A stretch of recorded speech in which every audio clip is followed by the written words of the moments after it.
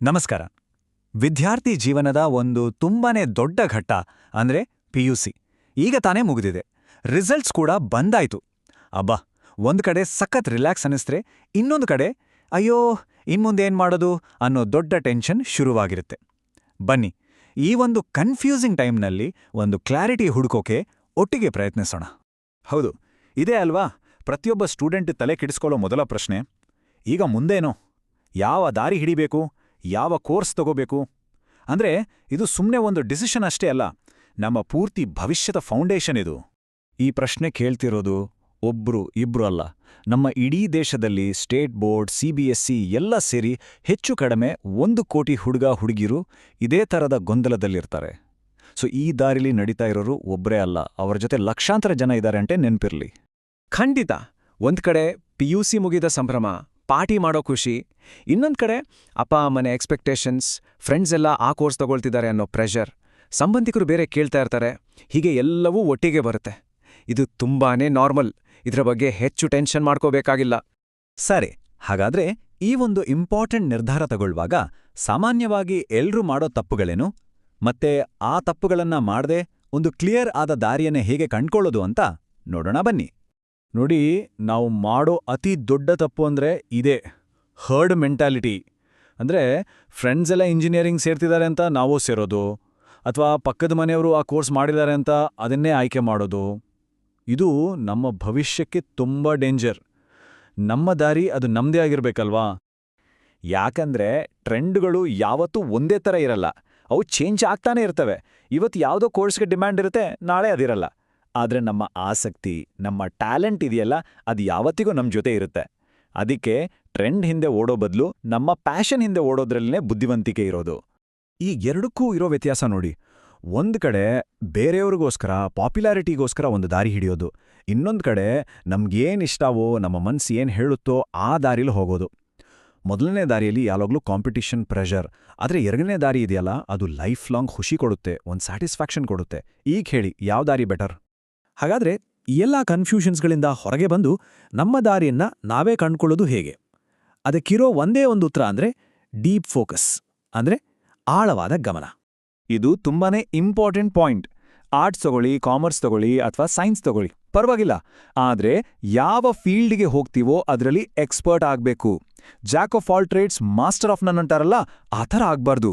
10 ವಿಷಯಗಳ ಬಗ್ಗೆ ಸ್ವಲ್ಪ ತಿಳ್ಕೊಳ್ಳೋ ಬದಲು ಒಂದೇ ವಿಷಯದ ಬಗ್ಗೆ ಪೂರ್ತಿಯಾಗಿ ತಿಳ್ಕೊಂಡು ಅದರಲ್ಲಿ ಮಾಸ್ಟ್ರಿ ಮಾಡಿದ್ರೆ ಸಕ್ಸಸ್ ಖಂಡಿತ ನಮ್ಮನ್ನ ಹುಡುಕೊಂಡು ಬರುತ್ತೆ. ಹಾಗಾದ್ರೆ ಈ ಡೀಪ್ ಫೋಕಸ್ ಮಾಡೋದು ಹೇಗೆ? ಅದಕ್ಕೊಂದು ಸಿಂಪಲ್ 3 ಸ್ಟೆಪ್ ಪ್ರೊಸೆಸ್ ಇದೆ. ಮೊದಲನೇದು ವೈಡ್ ಆಂಗಲ್ ವ್ಯೂ, ಅಂದ್ರೆ ನಮ್ಮ ಮುಂದೆ ಏನೆಲ್ಲ ಆಪ್ಷನ್ಸ್ ಇದೆ ಅಂತ ಫುಲ್ ಲಿಸ್ಟ್ ಮಾಡ್ಕೊಳ್ಳೋದು. ಎರಡನೇದು ಝೂಮ್ ಇನ್, ಆ ಲಿಸ್ಟ್ನಿಂದ ನಮ್ಗೆ ನಿಜವಾಗ್ಲೂ ಇಂಟ್ರೆಸ್ಟ್ ಇರೋ ಕೆಲವನ್ನಷ್ಟೇ ಶಾರ್ಟ್ ಲಿಸ್ಟ್ ಮಾಡಿ ಅದ್ರ ಬಗ್ಗೆ ಇನ್ನಷ್ಟು ರಿಸರ್ಚ್ ಮಾಡೋದು. ಕೊನೆಯದಾಗಿ ಶಾರ್ಟ್ ಆಂಗಲ್ ಫೋಕಸ್, ಆ ಶಾರ್ಟ್ ಲಿಸ್ಟ್ನಿಂದ ಒಂದನ್ನ ಫೈನಲ್ ಮಾಡಿ ಅದರಲ್ಲಿ ಪೂರ್ತಿಯಾಗಿ ನಮ್ಮನ್ನ ನಾವು ತೊಡಗಿಸ್ಕೊಳ್ಳೋದು. ಸಿಂಪಲ್ ಅಲ್ವಾ? ಓಕೆ, ಡೀಪ್ ಫೋಕಸ್ ಮಾಡೋದ್ರಿಂದ ಒಳ್ಳೇದಾಗುತ್ತೆ ಅಂತ ಗೊತ್ತಾಯ್ತು. ಸರಿ, ಹಾಗಾದ್ರೆ ನಮ್ಮ ಮುಂದೆ ಯಾವೆಲ್ಲ ದಾರಿಗಳಿದೆ? ಬನ್ನಿ, ಕೆಲವು ಮೇನ್ ಆಪ್ಷನ್ಗಳನ್ನ ಒಂದೊಂದಾಗಿ ನೋಡೋಣ. ಮೊದಲಿಗೆ ಮೆಡಿಕಲ್ ಫೀಲ್ಡ್ ತಗೊಳ್ಳೋಣ. ಇದು ತುಂಬಾ ಜನಪ್ರಿಯ ದಾರಿ. ಆದರೆ ಇಲ್ಲಿ ಕಾಂಪಿಟೇಷನ್ ಯಾವ ಲೆವೆಲ್ಗಿದೆ ನೋಡಿ. ನಮ್ಮ ದೇಶದಲ್ಲಿರೋದು ಸುಮಾರು 1 ಲಕ್ಷ ಮೆಡಿಕಲ್ ಸೀಟ್ಸ್ ಅಷ್ಟೇ, ಆದರೆ ಅದಕ್ಕೆ ಅಪ್ಲೈ ಮಾಡೋರು ಲಕ್ಷಾಂತರ ಜನ. ಸೊ ಇಲ್ಲಿ ಸಕ್ಸಸ್ ಆಗಬೇಕು ಅಂದ್ರೆ ಅದಕ್ಕೆ ತಕ್ಕ ಹಾಗೆ ಡೆಡಿಕೇಶನ್ ಮತ್ತೆ ನಿಜವಾದ ಪ್ಯಾಷನ್ ಇರಲೇಬೇಕು. ಹಾಗೆಯೇ UPSC, IAS, IPS ಆಗಬೇಕು ಅನ್ನೋ ಕನಸು ತುಂಬ ಜನಕ್ಕೆ ಇರುತ್ತೆ. ಆದರೆ ಈ ಜರ್ನಿ ಎಷ್ಟು ಲಾಂಗ್ ಮತ್ತು ಟಫ್ ಅಂದ್ರೆ, ನೋಟಿಫಿಕೇಶನ್ ಬಂದಾಗಿಂದ ಹಿಡಿದು ಪ್ರಿಲಿಮ್ಸ್, ಮೇನ್ಸ್, ಇಂಟರ್ವ್ಯೂ ಎಲ್ಲ ಮುಗಿದು ಫೈನಲ್ ರಿಸಲ್ಟ್ ಬರೋಕೆ ಸುಮಾರು 15 ತಿಂಗಳು ಬೇಕು. ಅಂದ್ರೆ ಇದಕ್ಕೆ ತುಂಬಾನೇ ತಾಳ್ಮೆ ಮತ್ತು ಹಾರ್ಡ್ ವರ್ಕ್ ಬೇಕೇ ಬೇಕು. ಈಗಿನ ಕಾಲದಲ್ಲಿ ಇನ್ನೊಂದು ದೊಡ್ಡ ದಾರಿ ಇದೆ, ಅದೇ ಎಂಟ್ರಪ್ರಿನರ್ಶಿಪ್. ಅಂದ್ರೆ ಬರೀ ಜಾಬ್ ಹುಡುಕೋರಾಗೋ ಬದಲು ಜಾಬ್ ಕ್ರಿಯೇಟ್ ಮಾಡೋರಾಗೋದು. ಯಾವಾಗಲೂ 9 to 5 ಕೆಲಸ ಮಾಡೋ ಬದಲು ನಮ್ಗೋಸ್ಕರ, ನಮ್ಮ ಕನಸ್ಗೋಸ್ಕರ ಕೆಲಸ ಮಾಡೋದು. ಬರೀ ಸ್ಯಾಲ್ರಿ ತಗೊಳ್ಳೋದಲ್ಲ, ವೆಲ್ತ್ ಕ್ರಿಯೇಟ್ ಮಾಡೋದು. ಇದು ನಿಜವಾದ ಗೇಮ್ ಚೇಂಜರ್. ಅನೇಕರು ಅನ್ಕೊಂಡಿರ್ತಾರೆ ಸಕ್ಸಸ್ ಅಂದ್ರೆ ಬರೀ ಸೈನ್ಸ್, ಇಂಜಿನಿಯರಿಂಗ್, ಮೆಡಿಕಲ್ ಅಷ್ಟೇ ಅಂತ. ಆದರೆ ಅದು ಖಂಡಿತ ನಿಜವಲ್ಲ. ಆರ್ಟ್ಸ್ ತಗೊಂಡ್ರೆ ಸಾಹಿತ್ಯ, ಜರ್ನಲಿಸಂ, ಡಿಸೈನಿಂಗ್ ಅಂತ ಅದ್ಭುತ ಫೀಲ್ಡ್ಗಳಿವೆ. ಕಾಮರ್ಸ್ ತಗೊಂಡ್ರೆ CA, CS, ಟೂರಿಸಂನಂತಹ ಬೆಳೀತಿರುವ ಕ್ಷೇತ್ರಗಳಿವೆ. ಲಾ ಮಾಡಿದ್ರೆ ದೊಡ್ಡ ವಕೀಲರು, ನ್ಯಾಯಾಧೀಶರಾಗಬಹುದು. ಹೀಗೆ ಪ್ರತಿಯೊಂದು ಸ್ಟ್ರೀಮ್ನಲ್ಲೂ ದೊಡ್ಡ ದೊಡ್ಡ ಅವಕಾಶಗಳಿವೆ.